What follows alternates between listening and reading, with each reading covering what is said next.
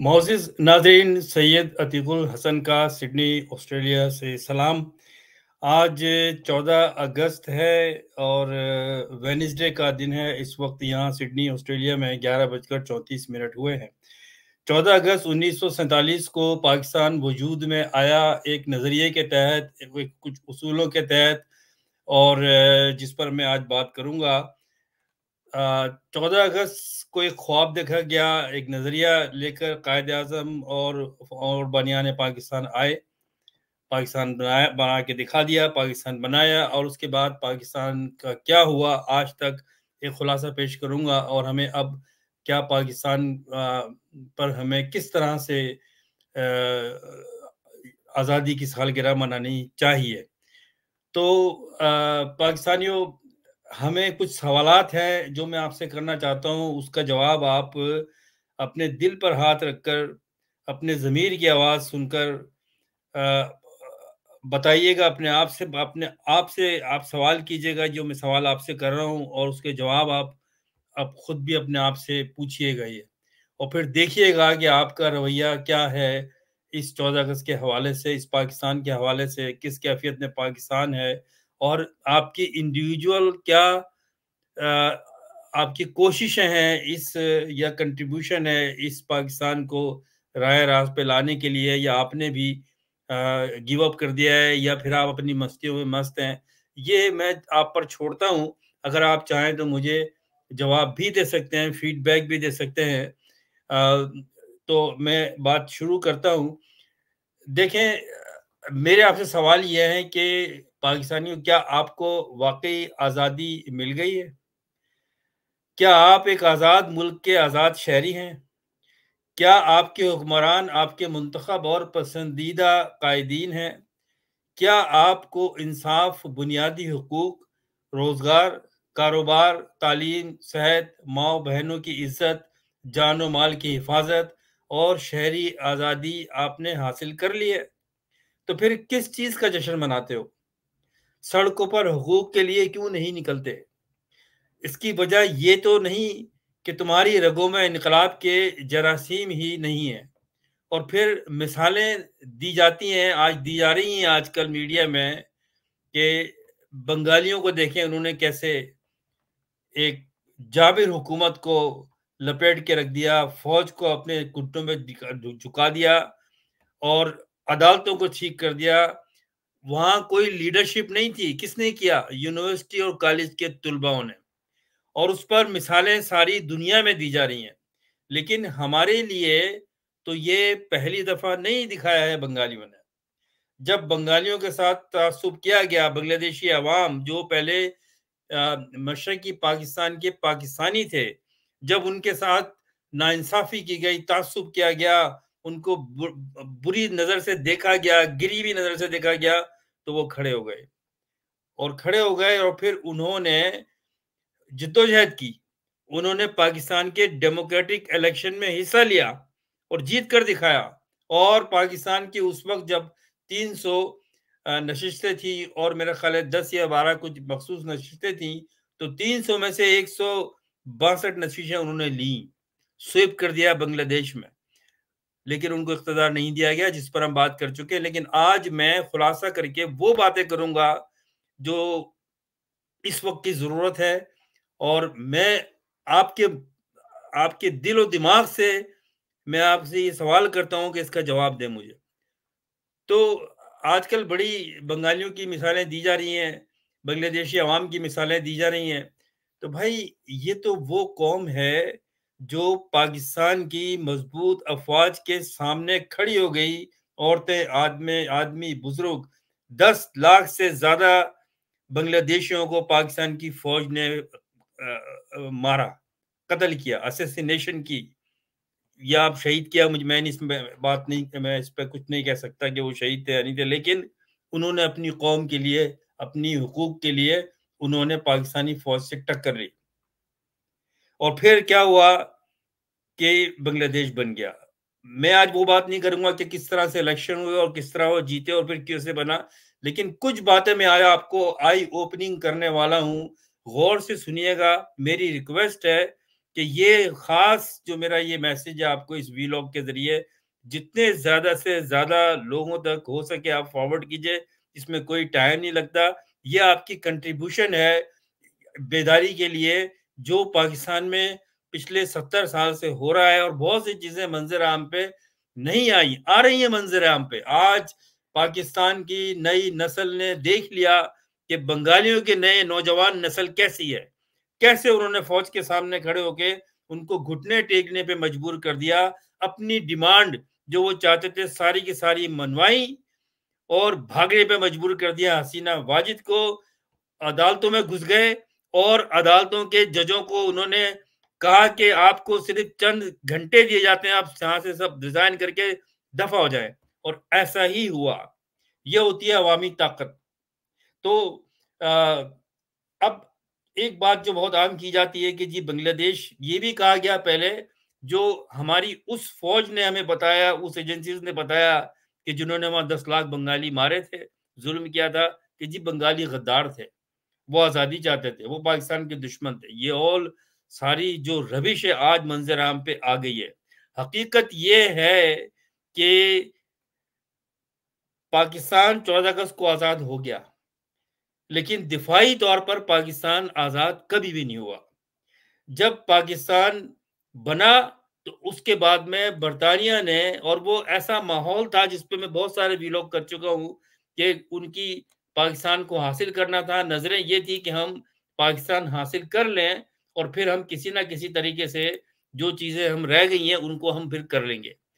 लेकिन इसमें क्या चालाकी दिखाई अंग्रेजों ने, जिनसे पाकिस्तान हुकूमत ली कायद आजम ने, कि उन्होंने कहा कि आखिरी वक्त के ऊपर जब पाकिस्तान का अनाउंसमेंट हो गया कि जी हम आपकी डिफेंस को शुरू से बनाना चाहते हैं, क्योंकि हिंदुस्तान तो हिंदुस्तान था पहले से, हिंदुस्तानी तो पहले से थे। नया मुल्क तो पाकिस्तान बना था हिंदुस्तान में से, हिंदुस्तान के टुकड़े करके। पाकिस्तानी कौमियत तो नई कौम बनी थी, हिंदुस्तानी तो पहले से मौजूद थे। तो पाकिस्तान का ये कहा गया कि जी हम आपकी फौज की हम तामीर करेंगे, और पाकिस्तान का पहला जो आर्मी चीफ था वो एक अंग्रेज जनरल था, और मैं उसका नाम आपको बता देता हूँ। उस जनरल का नाम था British general Frank Messervy Messervy Frank Messervy था, जो 15 अगस्त को पाकिस्तान का आर्मी चीफ बना। और उसके बाद फिर दूसरा आर्मी चीफ बना 2 साल बाद ही, General Douglas David Gracey, General Douglas Davis Gracey, जो फिर अगले 2-3 साल रहा। और उस दौरान अंग्रेजों ने अयूब खान को, जो उस वक्त एक जूनियर ऑफिसर था, उसको 2-3 साल में तरक्की देके उसको जनरल के ओहदे पर लेकर आए। और जब 1951 में, उस वक्त पाकिस्तान के पहले वजीर आजम थे लियाकत अली खान, उनको ये डिक्टेट कराया गया कि जी आपके लिए बेहतर ये है कि हम अब आर्मी चीफ जो है आपका अपना पाकिस्तानी बनाना चाहते हैं, जनरल अयूब खान को। लेकिन शर्त यह है कि आपकी डिफेंस मिनिस्टर जो है वो आपका आर्मी चीफ अयूब खान होगा। तो पाकिस्तान तो कभी आजाद नहीं हुआ। तो अयूब खान को पाकिस्तान का आर्मी चीफ बनाया गया, और पाकिस्तान की जो डेमोक्रेसी, जो हुकूमत थी, जो उसकी कैबिनेट थी, जो उसकी वजीरों की कैबिनेट थी, पहला वजीर दिफा पाकिस्तान का एक आर्मी का जनरल बना। तो हमें बिल्कुल हैरानी नहीं होनी चाहिए कि हम आजाद कभी भी नहीं हुए। ये फौज की बुनियादों में ही, जब ये पाकिस्तान बना तो पाकिस्तान की बुनियादों में फौज शामिल थी। अंग्रेजों ने हमें एक एक जमीन तो दे दी, हमें अंग्रेजों ने हमें सो कॉल्ड एक आजादी दे दी, लेकिन दिफाई तौर पे हमें आजादी नहीं मिली। अंग्रेजों का कब्जा रहा, फिर वो कब्जा। और जब अयूब खान जब वजीर दिफा बने तो वो हर चीज में इन्वॉल्व करता था अपने आप को, फॉरेन पॉलिसी में बोलता था, और उसके पीछे फुल बैकिंग बरतानिया की थी, जो आज भी है। और फिर अमेरिका भी ऑन बोर्ड आ गया उस वक्त, जब लियाकत अली खान ने तारीखी दौरा किया अमेरिका का, और अमेरिका ने कहा कि आप हमारे ब्लॉक में आ जाएं, आप हमारे वेस्टर्न ब्लॉक में आ जाएं, आपके आप बरतानिया से आपने आज़ादी ली, आपके अच्छे ताल्लुकात हैं, हमारे साथ आपका बनता है ब्लॉक में। तो लियाकत अली खान ने कहा कि नहीं, पाकिस्तान किसी ब्लॉक का हिस्सा नहीं होगा, ना रशिया का होगा, ना अमेरिका का होगा, क्योंकि उस वक्त ये दो ही ताकतें थी। और वापस आके उन्होंने ये स्टेटमेंट भी दिया। तो फिर क्या हुआ, और उसके बाद वो अमेरिका के आने के बाद वो रूस जाना चाहते थे और वहां भी ये बताना चाहते थे कि पाकिस्तान एक आजाद मुमलिकत होगी, हम किसी ब्लॉक का हिस्सा नहीं होंगे। तो क्या हुआ, लियाकत अली खान को शहीद कर दिया गया। और उसमें CIA का हाथ था। उसमें ये भी कहा जाता है कि पाकिस्तानी एजेंसीज को भी पता था। उसकी वजह क्या थी कि उस वक्त पाकिस्तान की जो ISI है, उसके चीफ जो है वो भी एक ब्रिटिशर, एक अंग्रेज फौजी था। और वो कब तक रहा, 1959 तक रहा वो। मैं आपको बताता हूं कि उसका नाम क्या है, वो कौन था। तो जनाब, पाकिस्तान की गवर्नमेंट ने पहले सैयद शाहिद हामिद 14 जुलाई 1948 को उनको ISI का चीफ बनाया। लेकिन उनको जबरदस्ती उतारा गया। बरतानिया का हुक्म था, आकाओं का हुक्म था। 20 जून 1950 को उनको उतार दिया गया और उसकी जगह ब्रिटिश मेजर जनरल रॉबर्ट गोथोम को लाया गया। रॉबर्ट गोथोम को लाया गया डायरेक्टर जनरल ISI 20 जून 1950 को। 20 जून 1950 को माइंड में रख रहे हैं ये बात। ये ISI का चीफ एक अंग्रेज था। 1950 में उसको तैनात किया, जो 1959 तक रहा। 1950 से 1959 तक पाकिस्तान की ISI का चीफ कौन था, अंग्रेज था। और वो अंग्रेज जो था मेजर जनरल था। तो फिर हैरानी किस बात की है, आज भी उन्हीं की चल रही है। तो अगर आज फौज जो कुछ कर रही है या करती रही है पिछले, जब पाकिस्तान बना जब से, तो उस पर किसी को हैरानी नहीं होनी चाहिए। हैरानी और शर्मिंदगी क्या होनी चाहिए, उसका मैं जिक्र करता हूँ आगे। तो ये बात क्लियर हो गई कि पाकिस्तान का ISI 10 साल ISI का चीफ गोरा था। और उसके बाद में उन्होंने पूरी ISI को बनाया। उनकी रूट्स में सारे ISI के बरतानिया के MI6 और इनकी एजेंसीज के लोग थे, जो अभी भी कुछ होंगे। अब शक्लें सिर्फ बदल गई हैं, पहले गोरे थे और अब ये काले या ब्राउन कलर के लोग बैठे हुए हैं उसके अंदर। तो इस पर कोई हैरानी नहीं होनी चाहिए। पाकिस्तान कभी आजाद नहीं हुआ, ना पाकिस्तान की आवाम आजाद रही। कल भी अंग्रेजों के गुलाम थे, आज भी है। कल डायरेक्टली हुकूमत करते थे, आज उनके बनाए हुए जो टाउट हैं, आज उनके बनाए हुए जो एजेंट हैं, आज उनके बनाए हुए जो गुलाम हैं, वो हम पे हुकूमत कर रहे हैं। बातें बहुत सख्त है, लेकिन ये हकीकत है जो मैं बता रहा हूँ, कहानी नहीं सुना रहा हूँ। मैंने नाम भी बता दिए, आप जाएं गूगल पे जाके सर्च कर लें।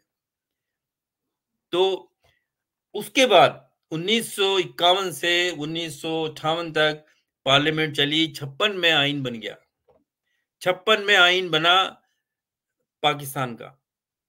और उसके अंदर कुछ ऐसी चीजें थी जिस पर बंगाली, बांग्लादेशी और या मशरकी पाकिस्तान के उस वक्त जो लीडर थे, जो पेश रहे पाकिस्तान की तहरीक में, पाकिस्तान के रेजोल्यूशन पेश करने वाला एक बंगाली लीडर था।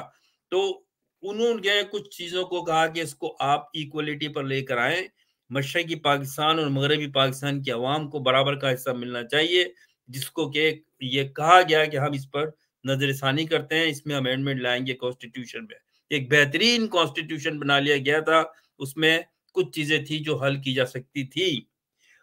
बंगालियों ने अपने मुतालबात रखे। अब ये कहा जाता है कि जी बंगाली इसलिए नाराज हुए कि कायदे आजम जो है वो उन्होंने ढाका में खड़े होके ये कहा कि जी यहाँ पाकिस्तान की कौमी जबान उर्दू होगी। कोई बंगाली इसके ऊपर नाराज नहीं था। बंगाली हमेशा से सियासत में बड़ी फहम रखने वाली कौम है, आगे की सोचने वाली कौम है। और एक लॉजिक थी उर्दू को पाकिस्तान की सरकारी जबान बनाने की, क्योंकि बंगाली जो है वो पूरे सब कॉन्टिनेंट में नहीं बोली जाती थी। बंगाली सिर्फ मशरकी पाकिस्तान में या बंगाल में, ईस्ट बंगाल या वेस्ट बंगाल की जबान थी, एक प्रोवेंशियल जबान थी। प्रोवेंशियल जबान के तौर पर उसको कॉन्स्टिट्यूशन में ऑलरेडी मान लिया गया था। लेकिन उन्होंने ये जिद की कि जी हमें भी बराबर के तौर पे देना चाहिए। लेकिन ज्यादा पॉलिटिशियन इस बात को समझते थे। उसकी वजह क्या थी कि कायदे आजम का ये स्टेटमेंट था जब पाकिस्तान बन रहा था 1946 में, और फिर असेंबली में, पहली असेंबली में था, कि ये पाकिस्तान जो है वो सिर्फ उन मुसलमानों के लिए नहीं है जो पाकिस्तान में आ गए हैं, मशरकी पाकिस्तान में या मगरबी पाकिस्तान में। ये पाकिस्तान दुनिया में शनाख्त होगा मुस्लिम उम्मा की। इस पाकिस्तान में दुनिया के किसी भी मुसलमान को वीजा लेने की जरूरत नहीं होगी। यहाँ जो भी मुसलमान आएगा उसको वेलकम किया जाएगा। अगर वो परेशान है किसी मुल्क में, उसको कोई वहां पर कोई उसकी जिंदगी को खतरा है, तो हम उसको वेलकम करेंगे, उसको पाकिस्तान में लाके बसाएंगे। क्यों? कि ये मुल्क हमने सिर्फ पाकिस्तान, हिंदुस्तान में जो मुसलमानों के साथ नाइंसाफियां थी उनके लिए एक जमीन का टुकड़ा नहीं लिया है। ये हमने एक पाकिस्तान की एक शनाख्त बनाया है दुनिया के मुसलमानों में। और इसका नजरिया इसलिए भी कायद आज़म के जहन में था, जो अल्लामा इकबाल के जहन में भी था, कि सल्तनत उस्मानिया बरतानिया से शिकस्त खा के चली गई थी, जवाल आ गया था, और इस तरफ मुगलों का भी जवाल आ गया था, गोरे हिंदुस्तान पर काबिज थे। तो जहन में ये था कि अब एक ऐसी रियासत चाहिए जो पूरी दुनिया के ऊपर वो मुसलमानों की तर्जुमानी करे। ये कॉन्सेप्ट था, विजन था कायद आजम का दुनिया के मुसलमानों के लिए।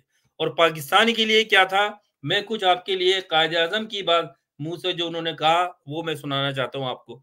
गौर से सुनिए, टाइम, खुदा के लिए थोड़ा टाइम लगा के उसको पूरा सुनिए। आपको ये बातें शायद कोई और इस तरह से नहीं बताए खुल के, क्योंकि लोग डरते भी हैं और चाहते भी है कि बोलना, लेकिन बोलते भी नहीं है। तो अब मैं आपको एक दो चीजें बताता हूँ, ये आप देखिए, 1 मिनट में आपको निकालता हूँ, तो आपको समझ में आया बांग्लादेश का सिलसिला। एक और बात पहले इससे बांग्लादेश की कर दूं। बांग्लादेश को बनाने में बंगालियों की खाली जद्दोजहद नहीं थी। बंगाली सिर्फ अपना हकूक मांगते थे। वो इलेक्शन में जीत गए थे 70 के, उनको दे देना चाहिए था। लेकिन इससे पहले 1962 में सबसे पहले पहले तो याया खान या general Ayub Khan, field marshal Ayub Khan, जो खुद साख्ता फील्ड मार्शल था, वो जनरल था वैसे, उसने अपने आप को खुद फील्ड मार्शल का खिताब दिया। 1957 में उसको भेजा गया मशरकी पाकिस्तान, क्योंकि वहां हालात खराब थे, वहां इमरजेंसी लगाई। और ये तजवीज भी आर्मी चीफ जो था ये, और ये डिफेंस मिनिस्टर भी था अयूब खान, इसने तजवीज दी सिकंदर मिर्जा को कि वहां इमरजेंसी लगा के हम ठीक कर देंगे हालात। तो ये वहां उसको भेज दिया गया, वहां इसने इमरजेंसी लगाई। उसके बाद में ये वापस आया और इसने सिकंदर मिर्जा को ही वहां से इख्तिदार से हटा के आइन को रैपअप कर दिया, बंद करके मार्शल लॉ लगा दी। तो सबसे पहले आइन तोड़ने वाला कौन था? अयूब खान था। और उसके पीछे किसका हाथ था? जो उसके आका थे। उसके आका कौन थे? जो उसको लेकर आए थे। कौन लेकर आए थे? अंग्रेज लेकर आए थे उसको, जिसके सारे ही जो जिस पर हिंदुस्तान पे जिसका कब्जा था। तो आइन को लपेट के मार्शल लॉ लगा दी, और उसके बाद में अपनी पार्टी बना ली। किससे? Muslim League, All India Muslim League में जो जो मगरबी पाकिस्तान के कुछ वहां पर लीडर, जो पुराने जो जो जहनसाज लीडर थे, उनको एक नई पार्टी कन्वेंशन मुस्लिम लीग बनाई गई, जिसका सेक्रेटरी जनरल बनाया गया अयूब खान को, जुल्फकार अली भुट्टो को। ये किसने किया? अयूब खान ने किया। और फिर अयूब खान ने साजबाज करके, क्योंकि अयूब खान को ये पैगाम दे दिया गया था अंग्रेजों ने कि हम ये चाहते हैं कि यहाँ हमारा आपका एक मुस्तकिल ताल्लुक रहे, और हमें, और उसमें सबसे बड़ी रुकावट जो है वो मशरकी पाकिस्तान के लोग हैं, जो हमारी बात कंट्रोल में नहीं आएंगे। लिहाजा हम चाहते हैं कि मशरकी पाकिस्तान को अलग कर दें, और हम इस टुकड़े को आपको हम पूरा डिफेंस के साथ हर तरह से मदद देकर मजबूत करें। और फिर वो एक प्लॉट तैयार किया गया, जिस प्लॉट में भारत और बर्तानिया और अमेरिका ये शामिल थे। एक प्लॉट तैयार किया गया कि किस तरह से बांग्लादेश को अलग, मशरकी पाकिस्तान को अलग करके बांग्लादेश बनाना है। मैं यहाँ पर सिडनी में एक साहब से मिला, उनके जो वालिद हैं वो एयरफोर्स में थे, सॉरी नेवी में थे, नेवी में थे वो, और वो रिटायर्ड हुए। उन्होंने कहानी सुनाई कि जब जंग हुई, ये जब रॉयट्स हुए और आज़ादी की तहरीक चलाई मशरक़ी पाकिस्तान के लोगों ने, तो वो आज़ादी की तहरीक नहीं थी। वो सिर्फ़ अपनी डिमांड चाहते थे, लेकिन उसको कुछ लोगों ने आज़ादी की तहरीक में तब्दील कर दिया, जिसमें कौन शामिल था? जिसमें मुजीब, ज़ुल्फ़िकार अली भुट्टो, अय्यूब खान और फिर पीछे उसके बैकिंग पे बरतानिया और अमेरिका। इनका था कि इस टुकड़े को अलग करके मग़रबी पाकिस्तान पे अपनी कंट्रोल कायम किया जाए, क्योंकि अगर मग़रबी और मशरक़ी पाकिस्तान साथ में होगा, तो कंट्रोल करना मुश्किल है, क्योंकि बंगालियों को कंट्रोल हम नहीं कर सकते। लेकिन हम मग़रबी पाकिस्तान को पाकिस्तान बना के कंट्रोल कर सकते हैं। और ये ज्योग्राफिकली बड़ा इम्पोर्टेंट था गोरों के लिए, और इसीलिए उन्होंने अपना कंट्रोल डिफेंस जो है अपने हाथ में रखा था फ़ौज के ज़रिए। तो ये फ़ौज आप समझ लें कि ये पाकिस्तानियों के लिए नहीं बनी थी ये कंट्रोल के लिए बना था बरतानिया की, जो आज भी है। आज भी अपॉइंटमेंट जो होते हैं जनरल के वहीं से आते हैं, बरतानिया से और फिर अमेरिका से, उन्हीं को बनाया जाता है।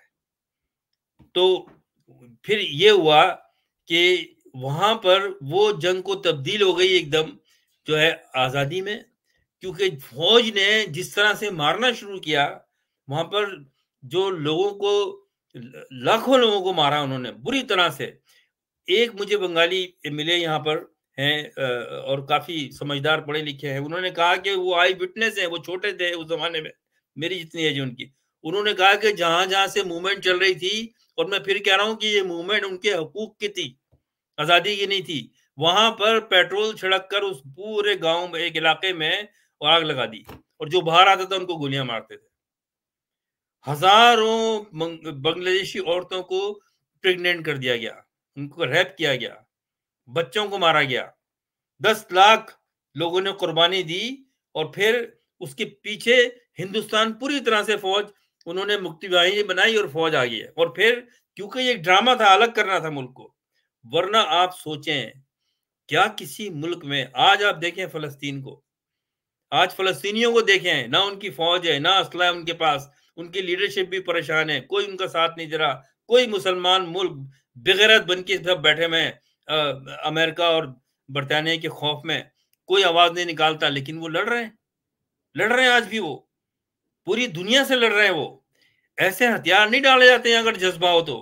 90,000 फ़ौजियों ने हथियार डाला, ये एक ड्रामा था, क्योंकि अलग करना था। तो फिर ये बैठ के प्लॉट किया गया कि वहाँ इस तरह किया जाएगा, बंगालियों के साथ मारा जाएगा उनको, उनके हकूक की जो आवाज़ निकाल रहे हैं, उस पे जब हम ज़ुल्म और ज़्यादती करेंगे, टॉर्चर करेंगे, किलिंग्स करेंगे, असैसिनेशन करेंगे, औरतों की इज़्ज़त उछालेंगे, तो क्या होगा? वो आज़ादी माँगेंगे, और फिर आज़ाद कर देंगे उनको हम। तो वो 90,000 फ़ौजियों ने तो लड़ा ही नहीं वहाँ पर। और कई वहाँ के जो आने वाले जो जो जंगी कैदी बनाए गए, उनको पता ही नहीं था क्या हो रहा है। सरहदें खाली थीं। हिंदुस्तान के लोग आ रहे थे, जा रहे थे, मुक्ति बाहिनी और फ़ौज। लड़ाई तो हुई नहीं। हथियार डाल दिए, वो हथियार डलवाए गए थे। ये आप ज़हन में बात रखें कि वो हथियार जो है, बड़े आराम के साथ, दुनिया में ऐसा रेजिस्टेंस कहीं देखा ही नहीं, कि रेजिस्टेंस तो था ही नहीं वहाँ पर। आराम से बड़ी एक तकरीब हुई वहाँ पर, और जनरल अरोड़ा सिंह ने, जनरल नियाज़ी ने उसके आगे हथियार डाले, 90,000 फ़ौज, और फिर उस फ़ौज को उठा के बड़े इज़्ज़त के साथ, एहतराम के साथ इंडिया ले गया। और ज़ुल्फ़िकार अली भुट्टो ने फिर ये ड्रामा किया कि मैं उन फ़ौजियों को वापस लाऊँगा। ओ भाई, वो तो वैसे भी आने थे, लेकिन तुम्हारा तो ड्रामा था। तो ज़ुल्फ़िकार, इसमें जैसे मैंने कहा, अय्यूब खान भी शामिल था, और फिर बाद में जब अय्यूब खान बड़ा ज़लील होकर उतारा गया, तो याह्या खान आ गया, उसने कंटिन्यू किया, इलेक्शन भी उसने करवाए। तो इसमें जो सबसे बड़ा जो इसमें मुजरिम था, वो ज़ुल्फ़िकार अली भुट्टो, फिर अय्यूब खान, फिर मुजीबुर रहमान, और फिर उसके बाद में जिनको बैकिंग थी बरतानिया की, हिंदुस्तान की। और फिर क्या किया, हिंदुस्तान जाके वहाँ पर, वहाँ से फ़ौज ले आए, वो तो लाना था, और बांग्लादेश अलग हुआ, उनको गालियाँ देना शुरू कर दी। और फिर खड़े होके पंजाब के एक जलसे में, आपने उसके क्लिप यूट्यूब पे देखे होंगे, कि कह रहे थे कि जी क्या ख़्याल है, हम बांग्लादेश को मंज़ूर कर लें? लोगों ने कहा नहीं, नहीं, नहीं। जाके देखें यूट्यूब पे आप। कहा अच्छा, अच्छा, अच्छा, बहुत शुक्रिया, फिर छोड़ें, फिर उनको गाली दी, बंगालियों को। गाली दी उनको, और करके कहा हाँ, ठीक है, ठीक है, ठीक है, चले हम तस्लीम कर लेते हैं, दफ़ा करें इनको। इनको दफा करें, ये सुअर के बच्चे हैं, ये कहा, मैं कह देता हूँ ये लफ्ज, जाके आप यूट्यूब पे देख लीजिए, क्योंकि ये मिली भगत सारी है। और ये पुराने जो फौजी थे जिनको निकाल दिया गया फौज से, ये वो बताते हैं अब। और यहाँ पर बहुत सारे बांग्लादेशी के लोग हैं, उनसे मेरी मुलाकात होती है, मैंने पूरी कहानी उनसे सुनी है, पूरी नोट की है मैंने उनसे चीजें सारी है, किस तरह से हुआ है। और एक किसी की बात नहीं है ये, यहाँ बड़े जो जिनको वहां से निकाल दिया गया या बड़े मुश्किल से जान बचाने के भागे हैं हसीना वाजिद की ऑटोक्रेटिक गवर्नमेंट से, इन्होंने जुल्म ज्यादती इतनी की 16 साल में जो हुकूमत की हसीना वाजिद ने, कि वहां से लोग निकल के भागे, यहाँ आके असाइलम में ले ली बहुत से लोगों ने, जो मेरे दोस्त भी हैं उनसे बात होती है, ये उनका कहना है, ये उन्होंने कहा। ये तो इस तरह से ये एक प्लॉट था और उस तरह बांग्लादेश बनाया और फिर उनको गालियां देते हैं। आगे चले आप, तो ये तो है बांग्लादेश की। अब मैं बात कर रहा था आपको कि भाई अयूब खान ने तो ये पूरा हिकमत अमली की।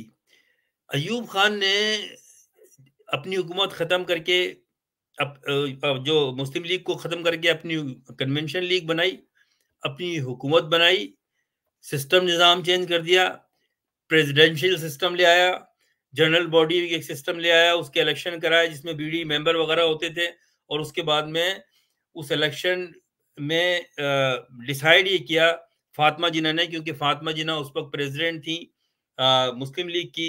उसमें पुराने मुस्लिम लीगी जो संजीदा लोग थे, जिसमें ज़्यादा बंगाली सब साथ थे, जितने बंगाली थे मुजीबुर रहमान समेत। मुजीबुर रहमान ने अपनी पार्टी जो दूसरी अवामी लीग जब बनी थी, उनके जो लीडर थे, नाम ज़हन में नहीं आ रहा, उन्हें तो उसमें शामिल हो गए थे, लेकिन उन्होंने फातिमा जिन्ना से मुस्लिम लीग के साथ अलायंस बना के इलेक्शन में हिस्सा लिया। सदारती उम्मीदवार फातिमा जिन्ना थी। और ये जुल्फकार अली भुट्टो जो है, फातिमा जिन्ना को फातिमा जिन्ना का नाम नहीं लेता था, उनको कहता था बुड्ढी। और फिर एक जलसे में खड़ा होकर ये पंजाब के कहता है कि ये बुड्ढी से पूछो कि ये शादी क्यों नहीं करती है अपने, और इस तरह के नाज़ेबा अल्फाज कहे जो मैं अभी इस ब्लॉग में नहीं कहता। और फिर ये बात भी मंजर आम पे अब आ चुकी है, कई लोगों ने यूट्यूब पे भरी हुई है, आप जाके देख लें कि उनको फातिमा जिन्ना को अभी कत्ल किया गया, लियाकत अली खान का कत्ल किया, फातिमा जिन्ना को अभी उनका गला दबा के मारा गया, क्योंकि लोग उस वक्त डिमांड कर रहे थे, कराची से लोग खड़े हो गए थे, दिल से जुलूस हो रहे थे कि उनका पोस्टमार्टम किया जाए, नहीं किया गया। और प्रोग्राम ये था कि किसी और जगह जाके खामोशी से दफन कर दें, जिस पर फिर कराची में बहुत हंगामे हुए, फिर उनको कायद-ए-आज़म के मज़ार के वहाँ मकबरे के वहाँ दफन किया गया, उनको भी मारा गया और उनको बहुत ज़्यादा ज़लील करके उनको उतारा गया, उन पे एब्डमन लगाया गया। आज इमरान खान पे जो कुछ हो रहा है उसकी, और जो नई नस्ल के लिए एक नई चीज़ है कि इस तरह से पाबंदियाँ लगाई हैं, यही सारी पाबंदियाँ लग चुकी हैं मादरे मिल्लत पे। जो हमारी माँ थी, उसको बचाने कोई नहीं आया। जब उनकी मौत हुई तो लोग जो 2 दिन 3 दिन लोगों ने कराची में तो बहुत हुआ रोना-पीटना, लेकिन कोई पंजाब में कुछ नहीं हुआ। लाहौर में जुलूस निकाला गया, आपने सुन लिया होगा, ये बातें हो चुकी हैं कई दफ़ा कायद-ए-आज़म फातिमा जिन्ना के खिलाफ, क्योंकि पंजाब के लीडर्स में बड़े-बड़े जो है वो अयूब खान का साथ दे रहे थे।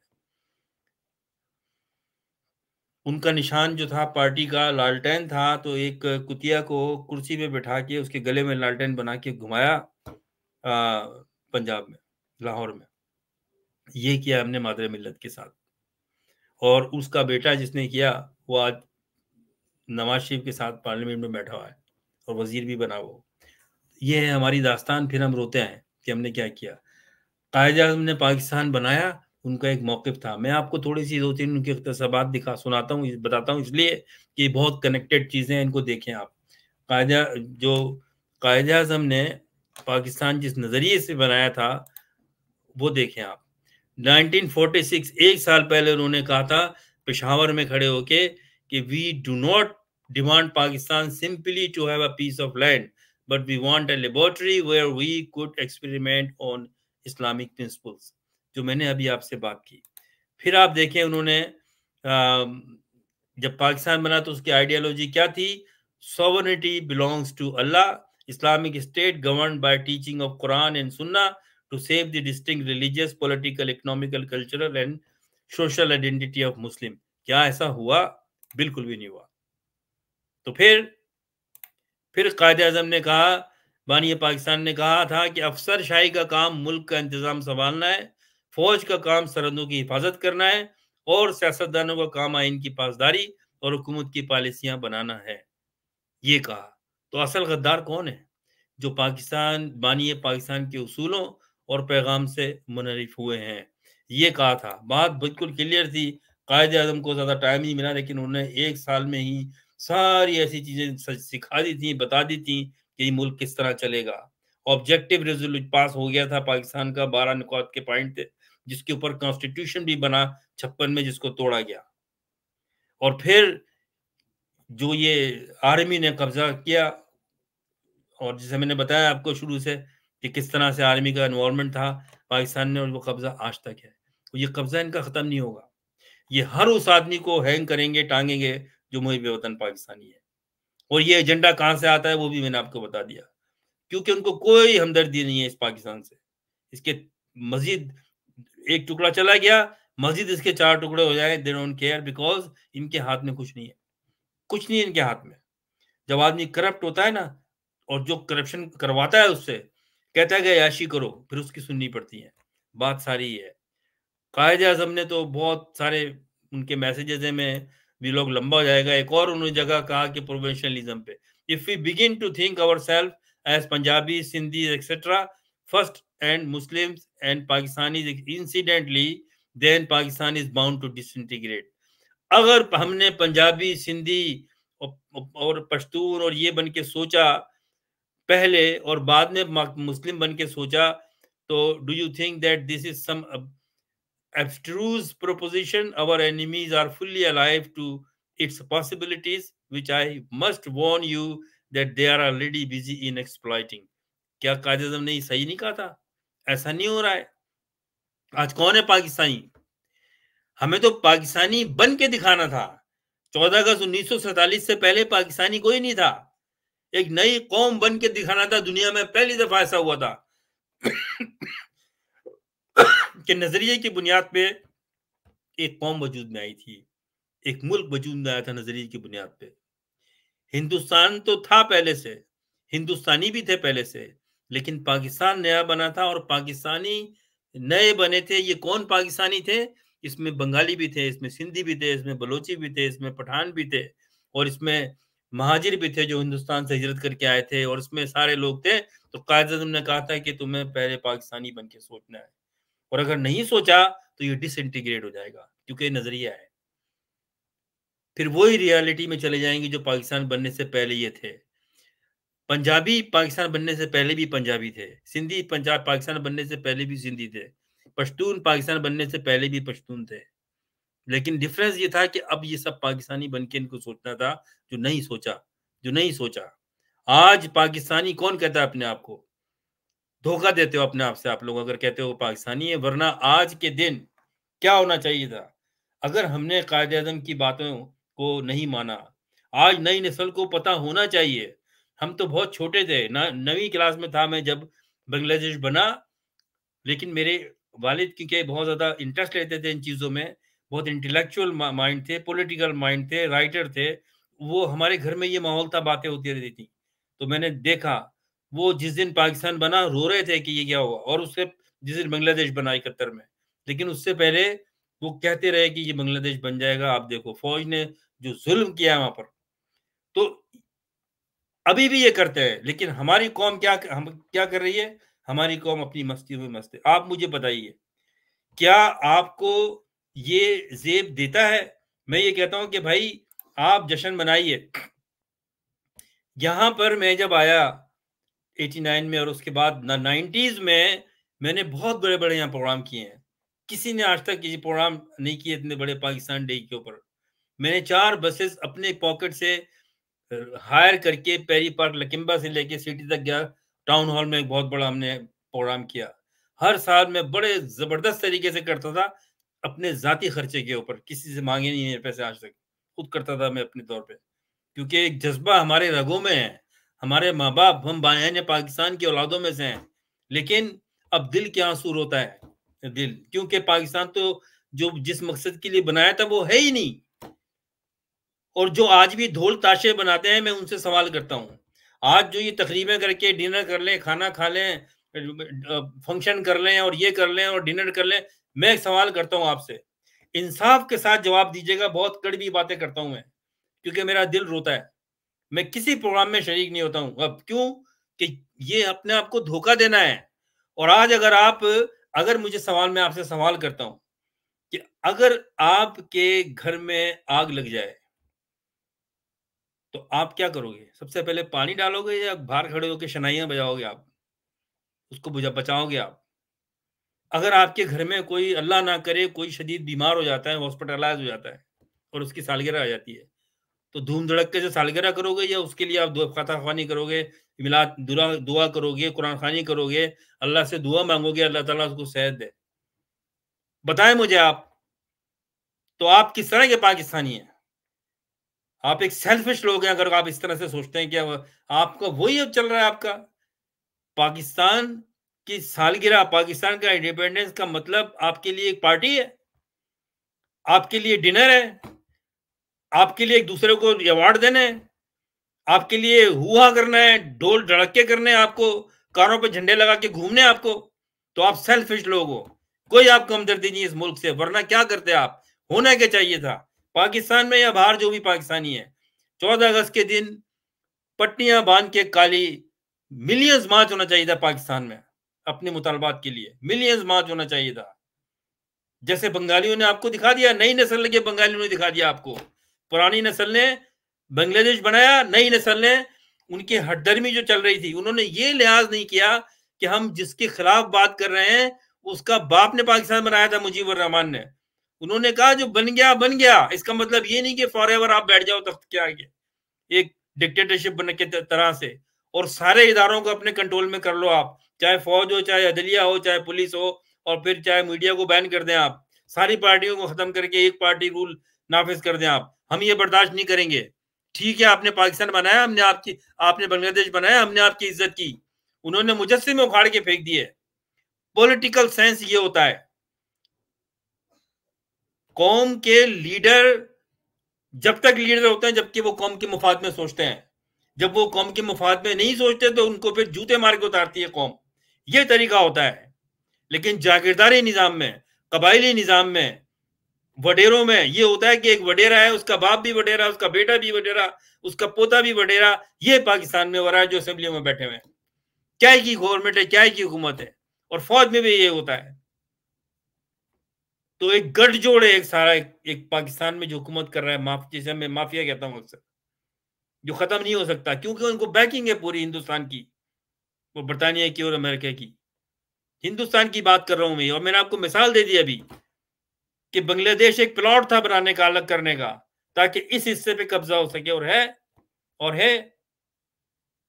जो भी खड़ा होगा आप देखें, आप चाहे वो सहाफी हो, चाहे दानिश्वर हो, चाहे राइटर हो, चाहे पॉलिटिकल लीडर हो, अगर वो पाकिस्तान की बात करेगा, पाकिस्तान को मजबूत करने की बात करेगा, या उसको मार दिया जाएगा, बाहर जाने पे मजबूर कर दिया जाएगा, या जेल में सड़ा दिया जाएगा।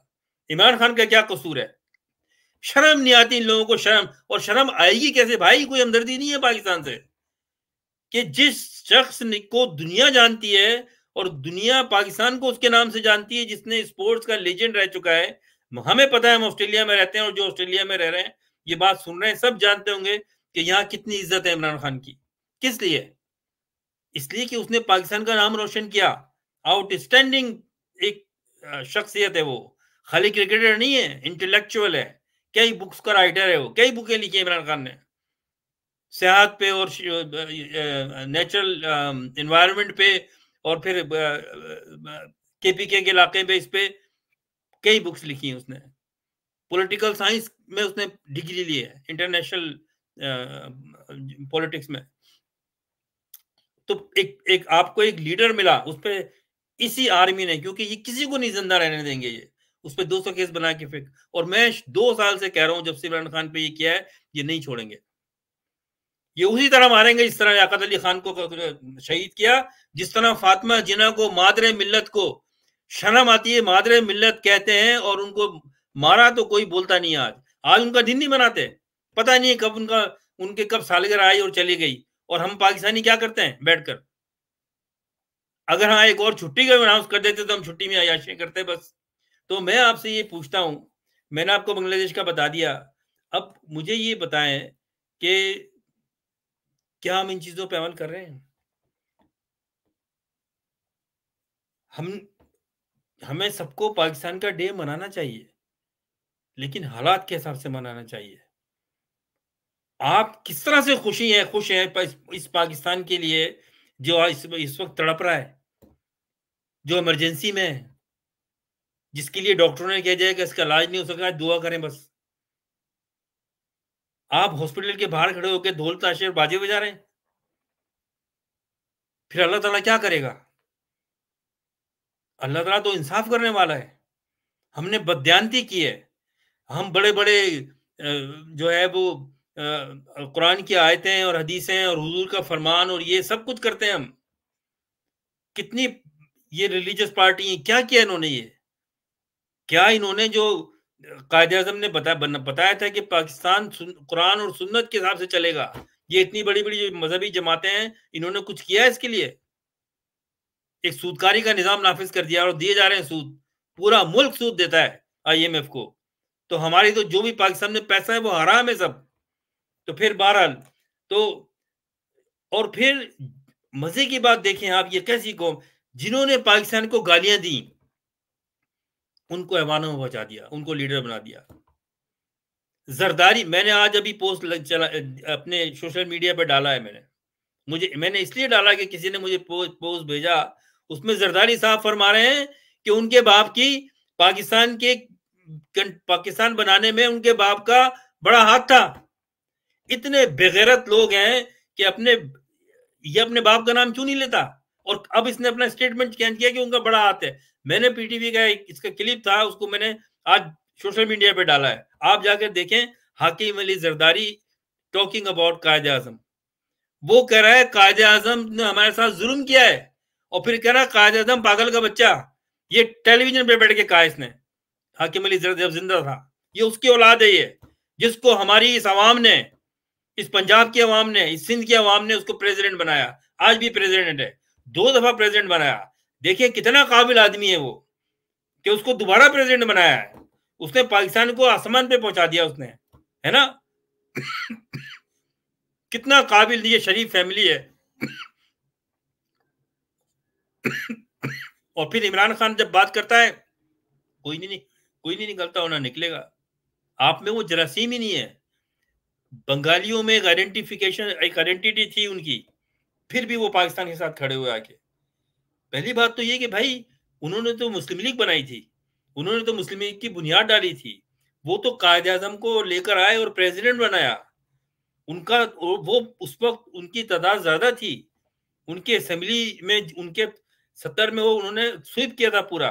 तो असल पाकिस्तानी वो थे। और जब एक मौके पे बात हुई बंगाली लीडरों से, अयूब खान से, कि तुम ये बंगाली हम तुम्हें, अयूब खान ने उनके लिए गलत बातें की। उन्होंने कहा कि अगर तुम्हें नहीं रहना तो तुम जाओ, पाकिस्तान हमारा है, हम नहीं जाएंगे पाकिस्तान से, नहीं छोड़ेंगे पाकिस्तान को। लेकिन फिर उनको अलग करवा दिया गया। और तो हाकिम अली जरदारी ने टीवी पे बैठ के ये बात की, और एक साहब है, वो उसकी शक्ल इतनी लानती वाली शक्ल है, पता नहीं कैसे इतना सीनियर जर्नलिस्ट है वो हाँ में हाँ मिला रहा है कि हाँ बिल्कुल सही बात है। ये पीटीवी के बता रहा हूँ इंटरव्यू है हाकिम जरदारी का। इसलिए अपने बाप का नाम नहीं लेता ये, इसका बेटा अपने दादा का नाम नहीं लेता। खानदान किससे चलता है? बाप से, दादा से चलता है ना, या नाना नानी से चलता है। तो जुल्फकार अली भुट्टो बिल्कुल शामिल था।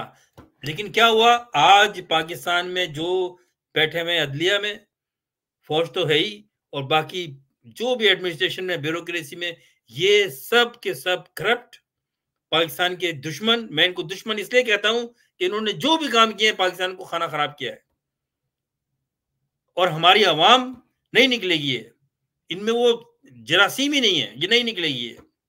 क्योंकि हम, पंजाब अपनी सोचता है, सिंध अपनी सोच रहा है। यहाँ पर देखें आप, मैंने देखा है, मैं हैदराबाद सिंध में पैदा हुआ हूँ, सिंध यूनिवर्सिटी में तालीम हासिल की है। मैंने वहां पर ज़िया-उल-हक के दौर में पाकिस्तान के झंडे जलते हुए देखे, पाकिस्तान मुर्दाबाद के नारे जीएस सिंह वाले लगाते थे। सारी जिंदगी जीएम सैयद ने पाकिस्तान को बुरा भला कहा, उस पे तो केस नहीं बनाया आपने। फिर अभी आप देखें कि कराची में जब भी देखें वो आ जाते हैं गुलशन गुलिस्तान जौहर में और इसमें, और जीएस सिंह का नारा लगा के झंडे लेके घूमते हैं, पाकिस्तान मुर्दाबाद के नारे लगाते हैं, उनको तो कुछ नहीं कहते हैं। लेकिन हकीकत बात है, जब अल्ताफ हुसैन ने कह दिया तो उस पर पाबंदी लगा के भगा दिया आपने उसको, क्योंकि वो महाजिर था, बैठे हुए हैं, उनको महाजिरों को कुछ सुनने वाला नहीं है। जिन जिन उर्दू स्पीकिंग लोगों ने, जिनको बिहारी कहते हैं, आखिर वक्त तक इस फौज के साथ लड़ते रहे वो लोग, उनको नहीं पता था कि ड्रामा हो रहा है ये। क्यों लेके नहीं आते उनको? ये एक दूसरा प्रूफ है। उन उन पाकिस्तानियों को जिन्होंने पाकिस्तानी इनकी फौज के साथ खड़े होके लड़ा, आज भी वो वहां पर यूएनओ के शेल्टरों के अंदर एक बड़ी एक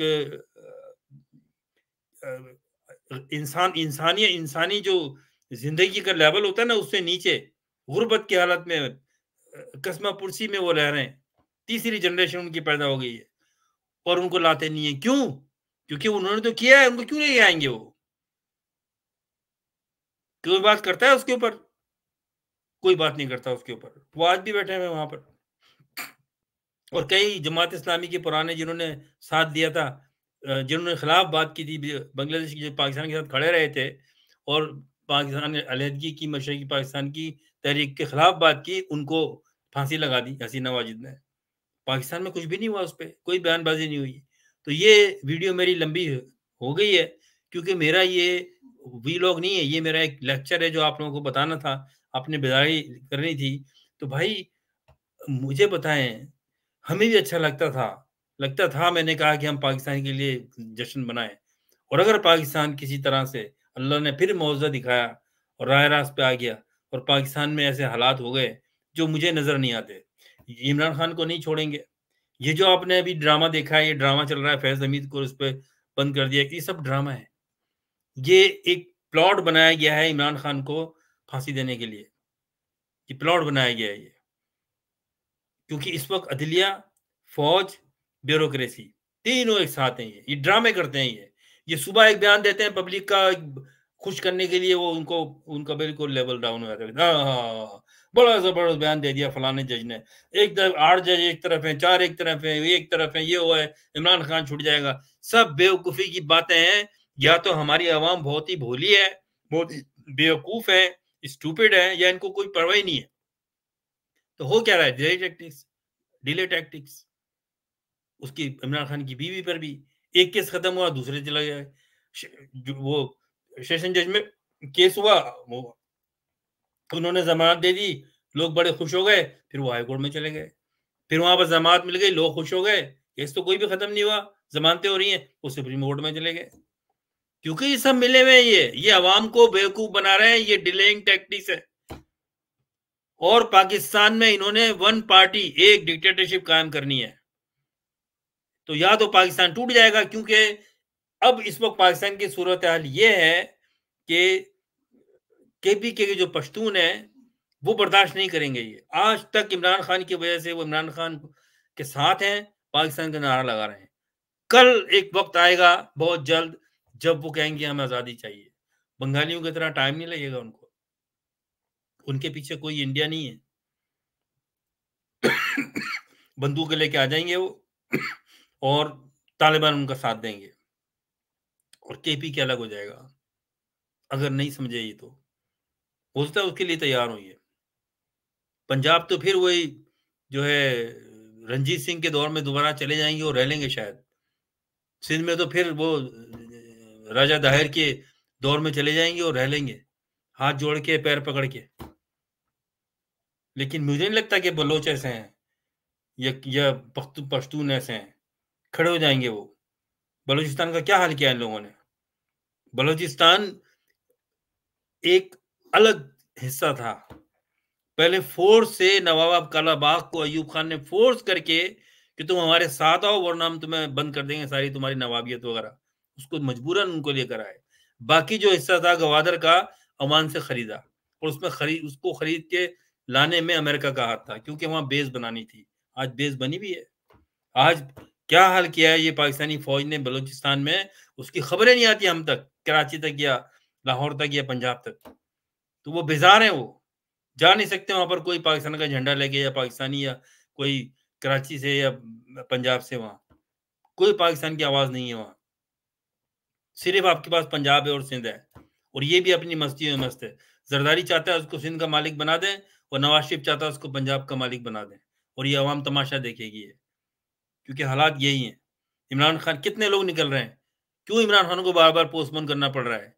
अरे भाई, तुम अदालतों से इंसाफ चाहते हो, और फिर मुझे पीटीआई से भी इख्तलाफ है।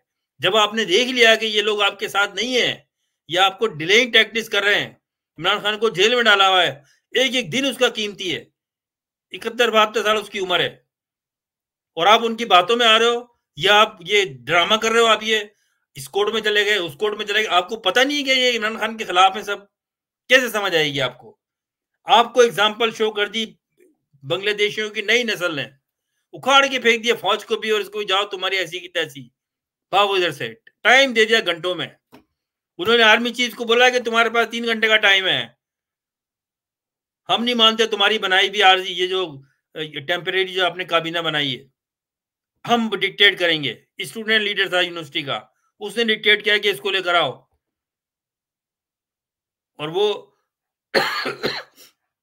अपनी मर्जी से उन्होंने कैबिनेट बनवाई, और वो यूनिस, मोहम्मद यूनुस को, उनको जो नोबेल प्राइज याफ्ता, उसको लेकर आए, डिक्टेट किया। उन्होंने अल्टीमेटम दिया कि इतने घंटे के अंदर पूरी जितने जजेस हैं ये सब बाहर जाओ, हमें नहीं चाहिए। उन्होंने कहा कि हम हमसे गलती, उन्होंने नहीं, बिल्कुल निकल जाओ, वरना आग लगा देंगे इस कोर्टों को, सीधा कर दिया उन्होंने। ये होती है, ये करना चाहिए था पाकिस्तान डे पे। मिलियंस मार्च निकालते आप, कराची में, लाहौर में, इस्लामाबाद में, निकलते बाहर।